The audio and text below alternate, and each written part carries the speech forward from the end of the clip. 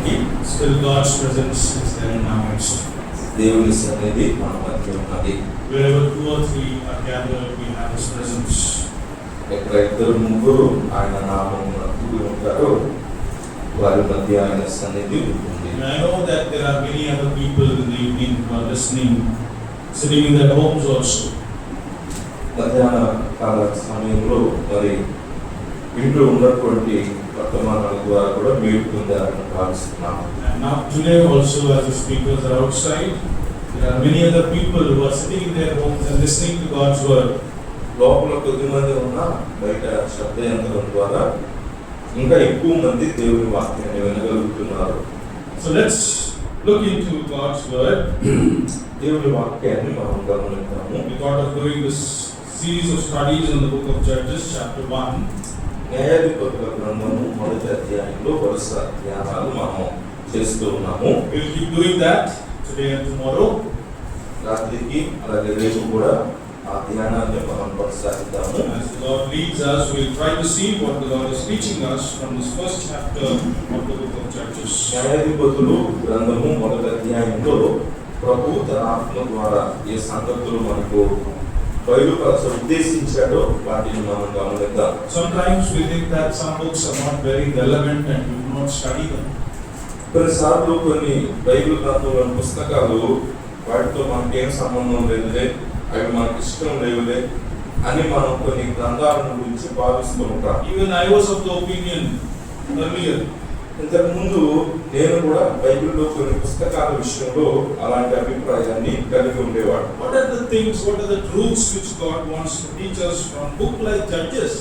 న్యాయాధిపతుల గ్రంథం ఎట్లాంటి పుస్తకంలో నుంచి మరి నేటి కాలంలో మనకి దేవుడు చెప్పే సంగతులు ఏమున్నాయా అనుకునేవాడు. But when I started reading it, అయితే నేను ఆ గ్రంథాన్ని చదవడం ప్రారంభించినప్పుడు we were doing Bible studies on this Judges.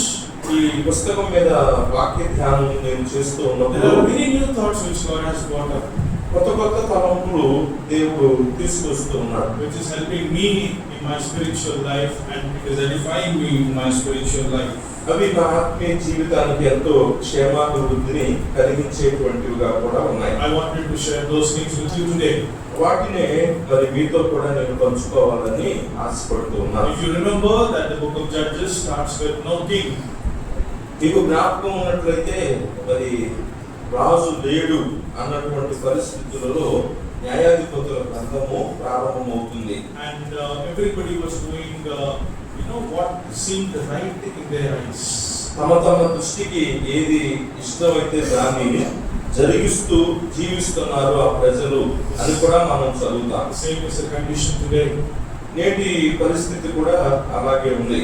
When you ask anybody outside, బయట మనటువంటి లోకంలో ఉన్న వారిని ఎవరినైనా మనం అడిగితే why are you doing this?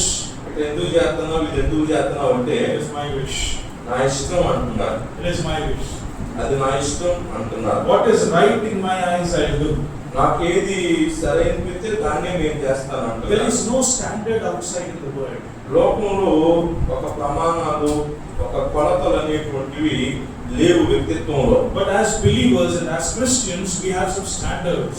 అయితే విశ్వాసులుగా క్రైస్తవులుగా మనకు కొన్ని ప్రమాణాలు, కొంత మర్యాద అనేటువంటిది మనం కలిగి ఉన్నాం. We look up to those standards. ఆ యొక్క ప్రమాణాలు మన స్థాయి ఏంటో దాన్ని మనం గ్రహించి అలా మనం జీవించగలగాలి. But here in the book of Judges, even though the children of Israel, they had standards, but they were not looking up to those standards. ఇక్కడ న్యాయాధిపతుల గ్రంథంలో మరి దేవుని ప్రజలకు దేవుడు దీని ప్రకారం ఉండాలి అని కొన్ని కొలతలు, కొన్ని సూత్రాలు నిర్ధారించిన వారు వాటిని లక్ష్య పెట్టకుండా తమ ఇష్టానుసారంగా జీవించారు. As this is a gospel meeting, ఇది స్వార్థ కూడిక కనుక I would like to talk about one standard. దేవుడు నియమించిన ఒక మరి స్థాయిని గురించి నేను జ్ఞాపకం చేయబోతున్నాను. Let's turn to the book of Romans. రోమీయులకు రాసినటువంటి పత్రిక చూడండి. We will take a little diversion కొద్దిగా మనము పక్కకు వెళ్ళి మరలా వద్దాం and try to understand what is the standard which God has set. దేవుడు మన కొరకు నియమించినటువంటి ఆ ప్రమాణ స్థాయి ఏంటో మనం జ్ఞాపకం చేసుకుందాం. Romans రోమీయులకు రాసిన పత్రిక chapter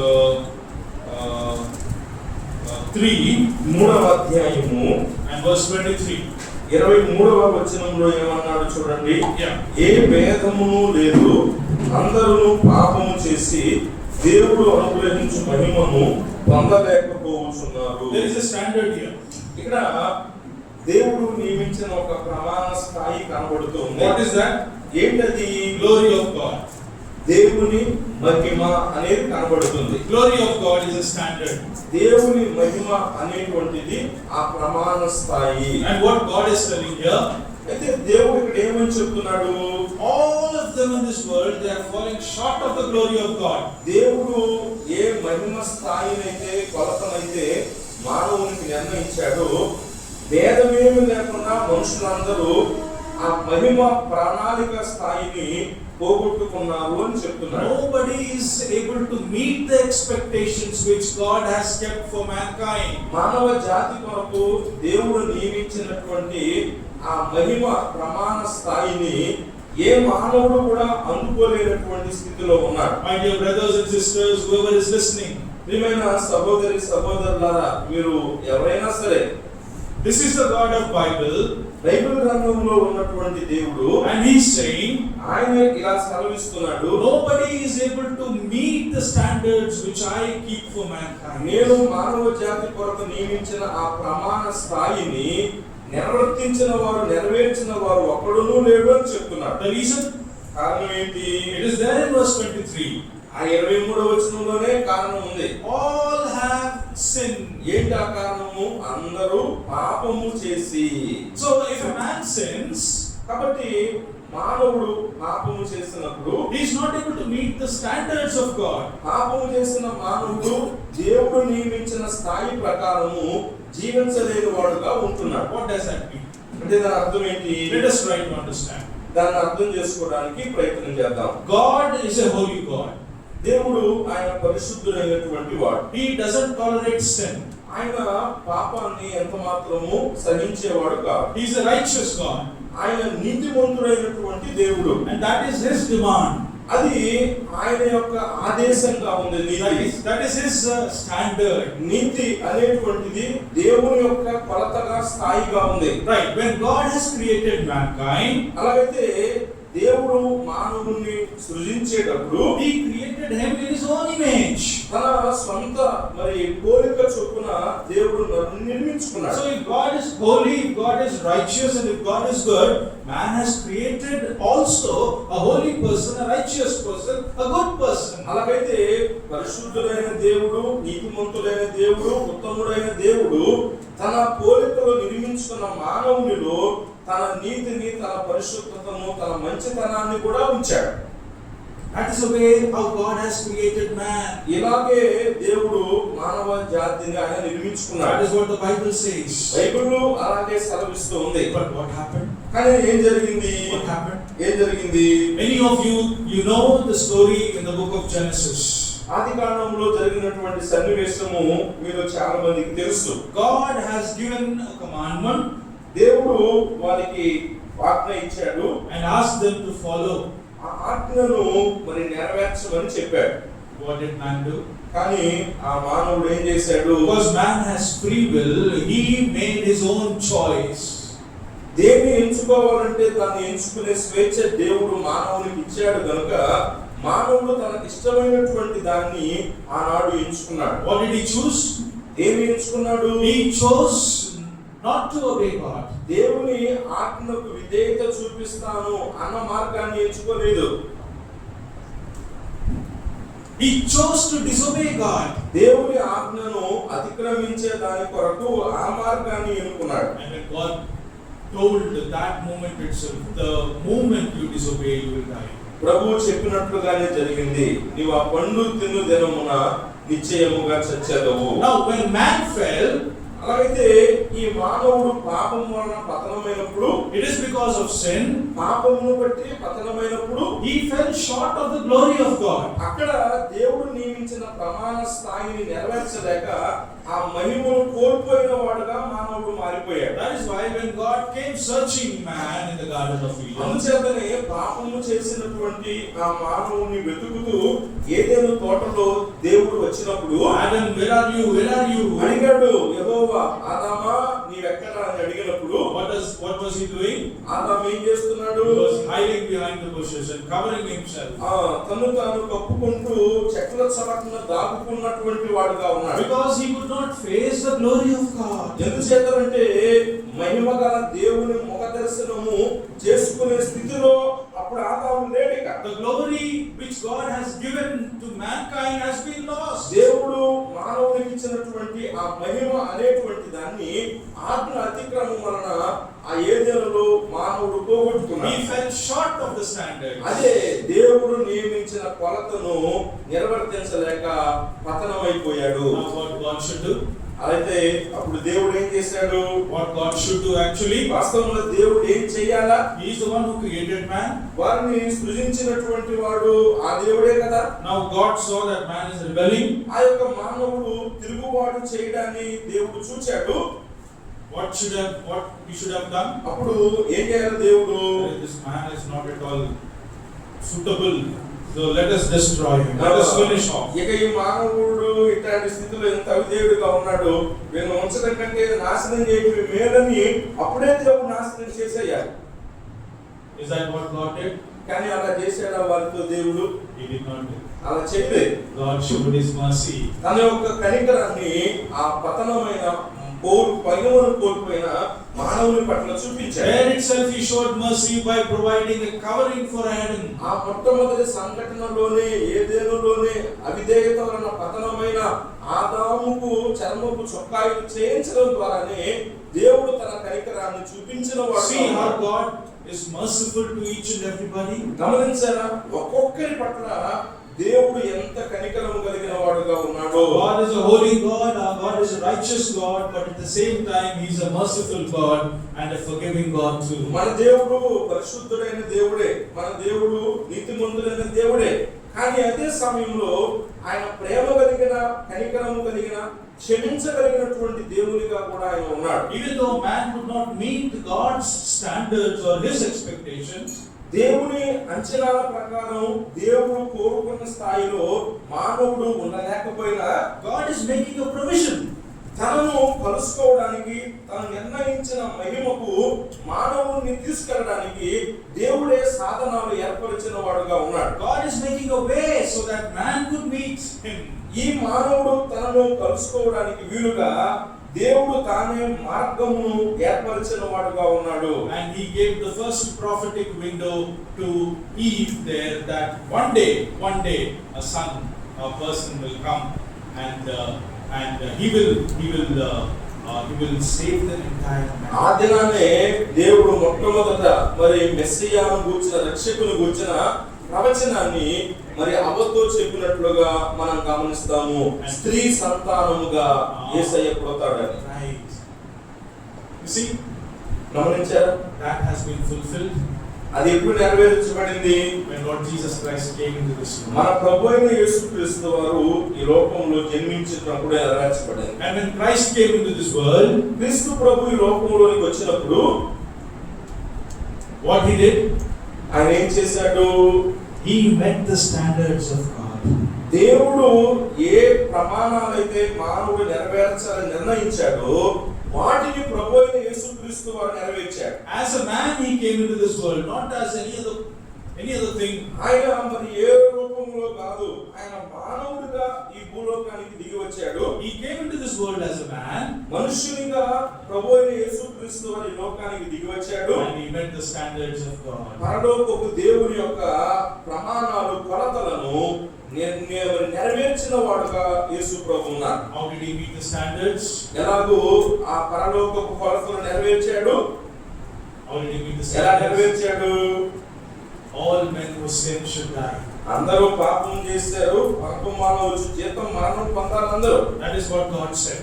దేవుడు ఆదిలో కూడా చెప్పినదే. So Lord Jesus Christ came into this world. అయితే ప్రభువైన యేసుక్రీస్తు వారు ఈ లోకానికి వచ్చాడు. And on the cross, శిలువ మీద He died for us. మన కొరకు ఆయన చనిపోయాడు. Grace and truth has met on the cross.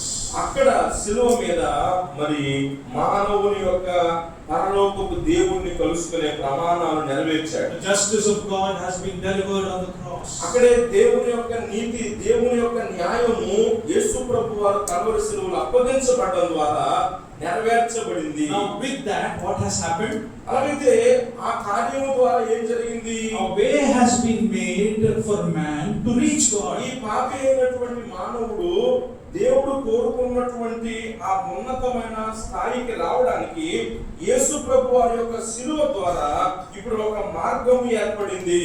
See, a way has been made. గమనించారా? ఇప్పుడు ఒక మార్గము ఏర్పడింది. That is why Lord Jesus Christ said, I am the way, the truth and the life. అందుచేతనే యేసు ప్రభు వారు ఏమన్నాడు చెప్పండి? నేనే మార్గమును, I am the way.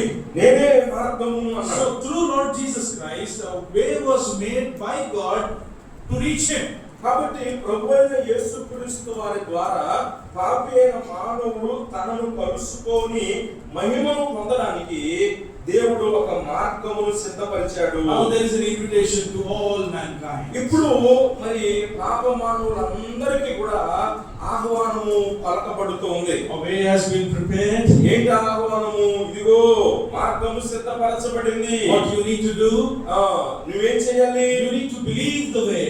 ఆ యొక్క మార్గమైన ప్రభువునందు నీవు విశ్వాసం ఉంచాలి. You need to believe Lord Jesus Christ. ప్రభువైన యేసునందు నీవు విశ్వాసం ఉంచాలి. If you believe in Lord Jesus Christ, ప్రభువైన యేసునందు నీవు విశ్వాసం ఉంచినట్లయితే you know what will happen to you? ఏం జరుగుతుంది నీకు? You will be a son of God, or you will be added into the family of God. నీవు దేవుని కుమారుడుగా లేక కుమార్తెగా తీర్చబడి దేవుని కుటుంబంలోకి నీవు చేర్చబడతావు. Not only that, అంతేకాదు you are a sinner, నువ్వు పాపివి, but God's righteousness will be given to you. అయితే పాపివైన నీకు విశ్వాసం ద్వారా దేవుని నీతి అనుగ్రహించబడుతుంది. Now clothed with the righteousness of Lord Jesus Christ, ప్రభువైన యేసుక్రీస్తు అనే నీతి వస్త్రము విశ్వసించిన పాపికి ధరింపజేయబడుతుంది. when we have this cloth of righteousness around us and stand in God's presence, ఆ నీతి వస్త్రాన్ని మనము సంపూర్ణంగా ధరించుకొని దేవుని సన్నిధిలో నిలిచినప్పుడు you know what God says? దేవుడు ఏమంటాడో తెలుసా? This is my son. నా కుమారుడవు నీవు అంటాడు. He is my son. ఆమె నా కుమార్తె, నా కుమారుడు. Why? ఎందుకని అలా అంటున్నాడు? Because of anything good in you? నువ్వేమైనా చేసావు? నువ్వు చేసిన దాన్ని బట్టే? No. కాదు. Because you are clothed in righteousness of Lord Jesus Christ. ఎందుచేతనంటే క్రీస్తునందలి విశ్వాస మూలంగా నీవు నీతి వస్త్రాన్ని ధరించి దేవుని సన్నిధిలో నిలవబడ్డావు కనుక పాపివైన నిన్ను నా కుమారుడు అని ప్రభు అంటున్నాడు. Because of Lord Jesus Christ, you are considered as the family of God. ప్రభువైన యేసుక్రీస్తు వారిని బట్టి నీవు దేవుని కుటుంబంలో మరి లెక్కించబడుతూ ఉన్నావు. Because of Lord Jesus Christ, you could meet the holy standards of God.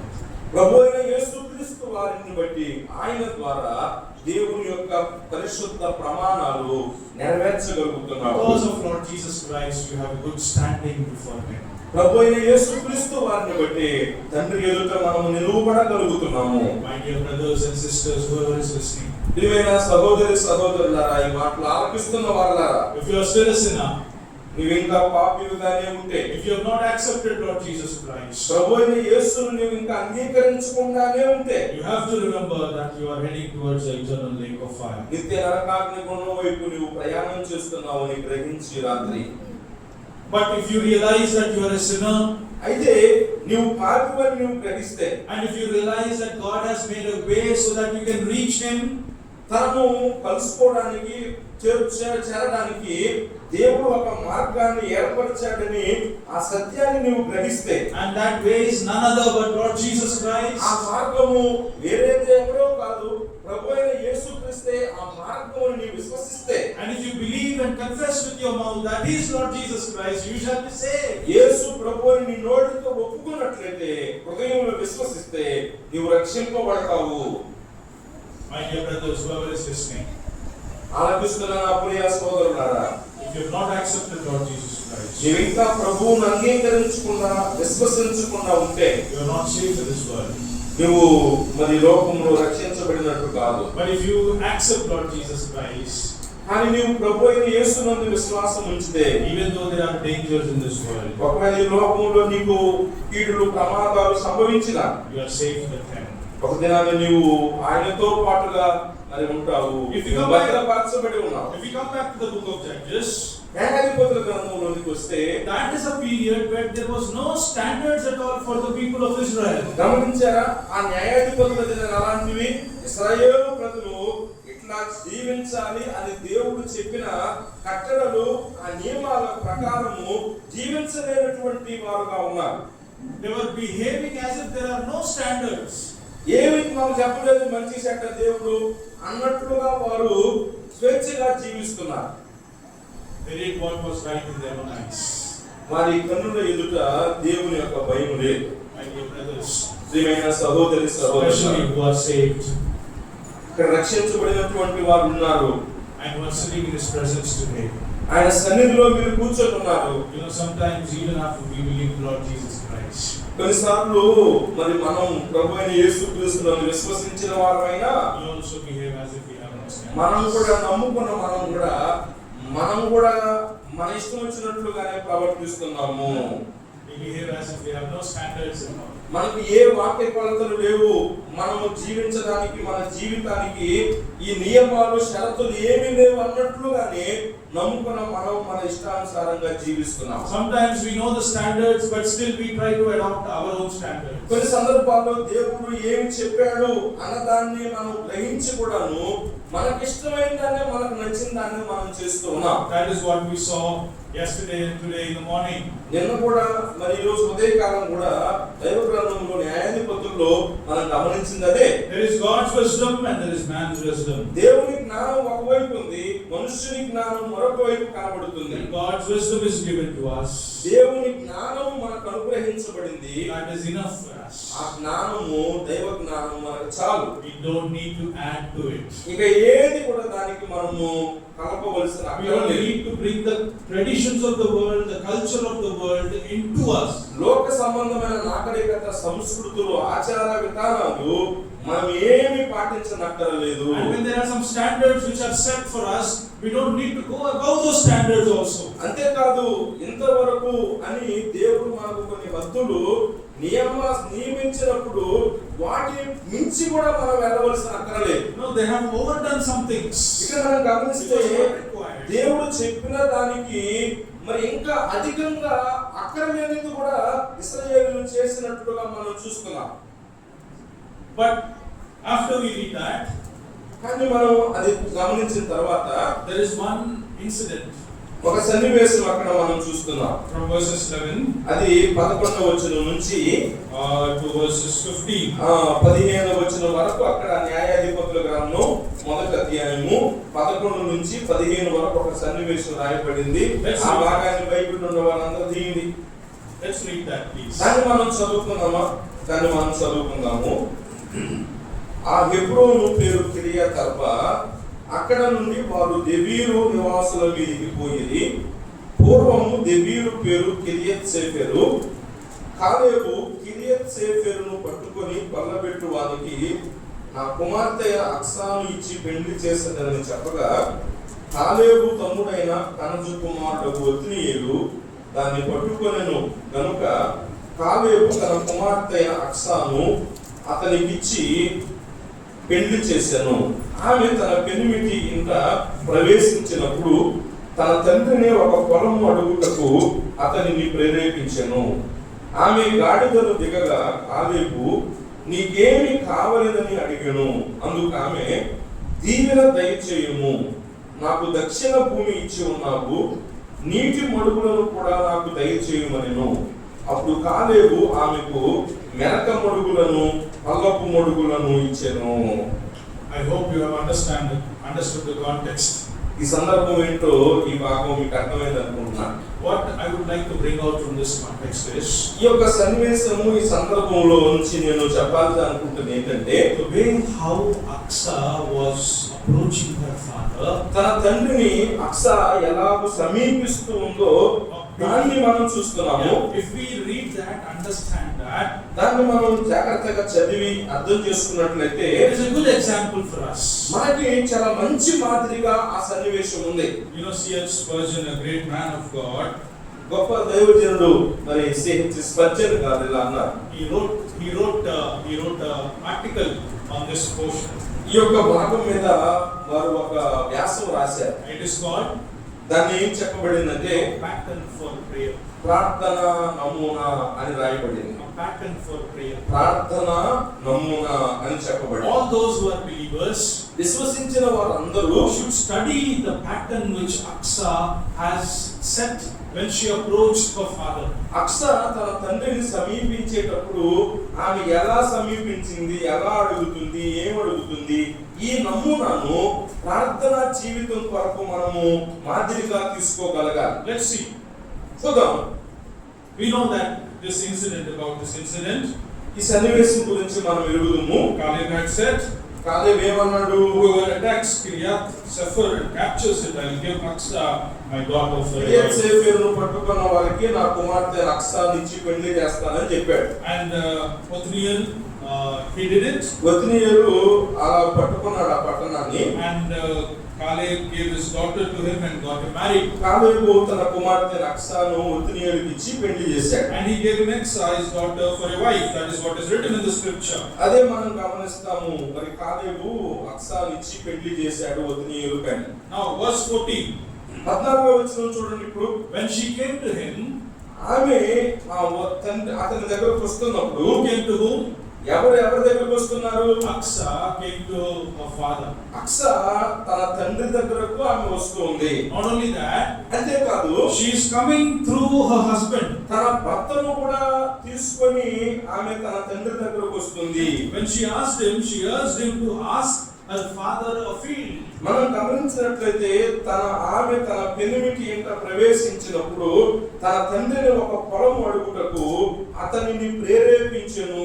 There are two things we learn here. ఇందులో రెండు సంగతులు మనం నేర్చుకోవచ్చు. One is, ఒకటి, before going to the father, తండ్రి దగ్గరకు మనం వెళ్ళడానికి ముందుగా two are discussing. వీరిద్దరూ చర్చించుకుంటున్నారు ఒకరితో ఒకరు. These two are discussing. వీరిద్దరూ మరి ఒత్నీయులు అక్స చర్చించుకుంటున్నారు. She came to him first. ఆమె ముందుగా అతని దగ్గరికి వచ్చి And she is asking him, అతను అడుగుతుంది, let's go to my father. మా తండ్రి దగ్గరికి వెళ్దాం పద అంటుంది. And ask for a field. పొలం గురించి అడుగుదాము పద అంటుంది. See what a beautiful harmony is existing between a couple. గమనించండి, ఈ జంట మధ్య ఎంత అద్భుతమైన సమన్వయం ఇక్కడ కనబడుతుందో. Together they are going for prayer. వారిద్దరూ కూడా ప్రార్థన కొరకు కలిసి వెళ్తున్నారు అని చెప్పవచ్చు. And not only that, అంతేకాదు they know what they want to ask the father. తండ్రిని ఏమి అడగాలి అన్నది కూడా వారు తెలుసుకున్న వారుగా ఉన్నారు. You know, sometimes when we come for prayer, కొన్నిసార్లు మనం ప్రార్థనకు పూనుకున్నప్పుడు we don't know what to ask God. ఏం ప్రార్థన చేయాలో, దేవుని ఏం అడగాలో మనకేం అర్థం కాదు. When we go to the father, we need to be prepared. అలాగూ కాదు, తండ్రిని కలుసుకోవడానికి అడగడానికి ప్రార్థనలో వెళ్ళేటప్పుడు ఏం అడగాలి ఆయన అన్నది సిద్ధపరచుకొని మనం వెళ్ళాలి. We need to be specific also, not a problem. మనము ప్రతి ఒక్కొక్క సమస్యను స్పష్టంగా నిర్దిష్టంగా ఆ పరిస్థితులను దేవునికి చెప్పుకోవాలి. God, this is what I need. దేవా, ఇదిగో ఈ సంఘటన, ఈ పరిస్థితి, ఇందులో నాకు ఈ సహాయం కావాలి అని మన సమస్యను స్పష్టంగా చెప్పుకోవాలి. You can be specific.